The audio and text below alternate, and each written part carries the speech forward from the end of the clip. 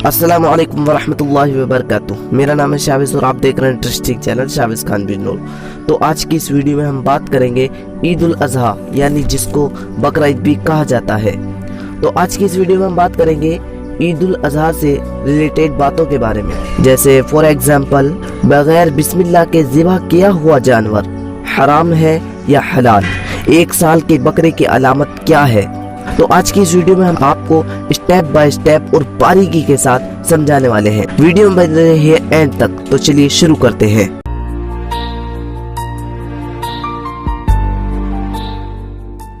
बगैर बिस्मिल्लाह के ज़िबा किया हुआ जानवर हलाल है या नहीं, बहुत ही इम्पोर्टेंट सवाल है। ठीक है, ध्यान से सुनिए।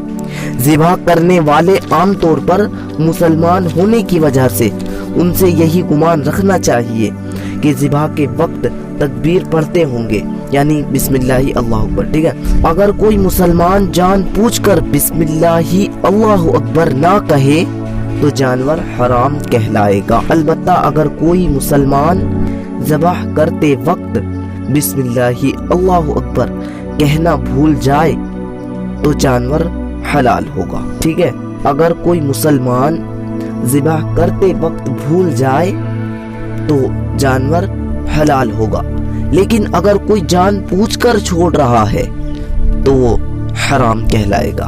ठीक है, ध्यान से समझ लीजिए। तो आपको ये मसला बहुत ही अच्छी तरीके से समझ में आ गया होगा। और एक सवाल ये भी है, जब ज़िबाह करते हैं या ज़िबाह करते वक्त आपसे ज़िबाह करने की दुआ नहीं आती, या आपके घर में कोई भी दुआ पढ़ने वाला नहीं होता, या किसी मस्जिद के इमाम भी नहीं मिलते जो ज़िबाह की दुआ पढ़ सके, तो इसमें कोई वो नहीं, आप बिस्मिल्लाही अल्लाहु अकबर पढ़कर ज़िबाह कर सकते हैं, ये भी सही है। लेकिन बिस्मिल्लाही अल्लाहु अकबर जरूर पढ़े। और अगर ज़िबाह करते वक्त दुआ पढ़ी जाए तो और बेहतर होगा। वैसे आप ज्यादा से ज्यादा कोशिश करें दुआ पढ़ने की या पढ़वाने की। ठीक है, तो अगला सवाल ये है, जरूरत से ज्यादा मोबाइल पर भी कुर्बानी वाजिब है? तो ये भी बहुत इम्पोर्टेंट मसला है, इसको भी आप ध्यान से सुन लीजिए। ठीक है, अगर किसी शख्स के पास जरूरत से ज्यादा मोबाइल या कपड़े या घरेलू बर्तन या टीवी वगैरह हो जिसकी कीमत निसाब यानी 52.5 तोला चांदी के बराबर हो तो उस पर भी कुर्बानी वाजिब होगी। एक बार फिर सुन लीजिए, अगर किसी शख्स के पास जरूरत से ज्यादा मोबाइल या कपड़े या घरेलू बर्तन या टीवी वगैरह हो जिसकी कीमत निसाब यानी 52.5 तोला चांदी के बराबर हो तो उस पर भी कुर्बानी वाजिब होगी। ठीक है, तो आपको ये मसला भी अच्छी तरीके से समझ में आ गया होगा। तो अगले सवाल की तरफ बढ़ते हैं। बहुत ही इम्पोर्टेंट सवाल है, वेरी इम्पोर्टेंट। कुर्बानी में आम लोगों की आम गलतियां। बाज़ लोग एक साल अपने बाप के नाम से, एक साल माँ के नाम से, एक साल बीवी के नाम से, एक साल अपने खुद के नाम से कुर्बानी करते हैं, यानी हर साल घर में किसी एक ही शख्स की तरफ से कुर्बानी करते हैं। तो ये सिलसिला बिल्कुल गलत है। ठीक है, बल्कि हर साल घर के हर साहिब निसाब पर कुर्बानी वाजिब है। तो आपको ये मसला भी अच्छे तरीके से समझ में आ गया होगा। ठीक है, क्योंकि आजकल लोग एक साल अपने नाम से, एक साल बाप के नाम से, एक साल बीवी के नाम से, एक साल खुद के नाम से, तो ये सिलसिला बिल्कुल गलत है। बल्कि हर साल घर के हर साहिब निसाब पर कुर्बानी वाजिब है।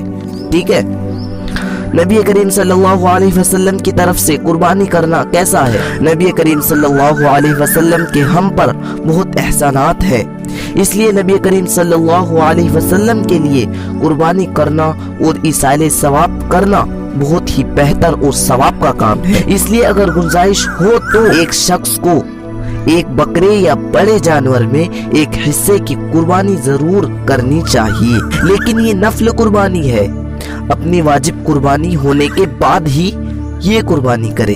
ठीक है, आप पहले अपनी वाजिब कुर्बानी पूरी करें, फिर उसके बाद इस कुर्बानी की सोचे। ठीक है, ये नफल कुर्बानी है। तो आपको ये मसला भी बहुत अच्छी तरीके से समझ में आ गया होगा। तो चलिए बढ़ते हैं अगले सवाल की तरफ। एक साल के बकरे की अलामत क्या है? सामने के 2 दांत होना ये 1 साल के बकरे की निशानी है। लेकिन अगर किसी बकरे के दांत ना आए हो और आपको यकीन हो कि ये 1 साल का बकरा है تو اس کی قربانی درست ہے. ٹھیک ہے, تو دانت سے کوئی وہ نہیں ہوتا, دانت صرف ایک نشانی ہے کہ یہ 1 سال کا بکرا ہو چکا ہے. لیکن آپ کو پتا ہے کہ یہ بکرا 1 سال کا ہو چکا ہے تو اس کی قربانی درست ہے, آپ اس کی قربانی کر سکتے ہیں. تو آپ کو یہ مسئلہ بھی اچھی طریقے سے سمجھ میں آ گیا ہوگا. تو چلیے بڑھتے ہیں اگلے سوال کی طرف. کیا عورت کا اپنے ہاتھ سے جانور ذبح کرنا غلط ہے؟ بعض لوگ یہ کہتے ہیں کہ عورت کا اپنی قربانی کا جانور خود اپنے ہاتھ سے ذبح کرنا درست نہیں ہے, جبکہ صحیح بات یہ ہے کہ عورت اگر ذبح کرنے کا علم رکھتی ہے تو وہ اپنے قربانی کا جانور خود ذبح کر سکتی ہے, اور ذبح کیا ہوا جانور بھی حلال ہے. ٹھیک ہے, تو آپ کو یہ سوال بھی اچھی طریقے سے سمجھ میں آ گیا ہوگا. تو چلیے بڑھتے ہیں اگلے سوال کی طرف. لنگڑے جانور کی قربانی کرنا کیسا ہے؟ قربانی کے جانور کا لنگڑا پن اتنا کم ہے کہ وہ ایک جگہ سے دوسری جگہ خود چل کر جا سکتا ہے, تو اس کی قربانی درست ہے.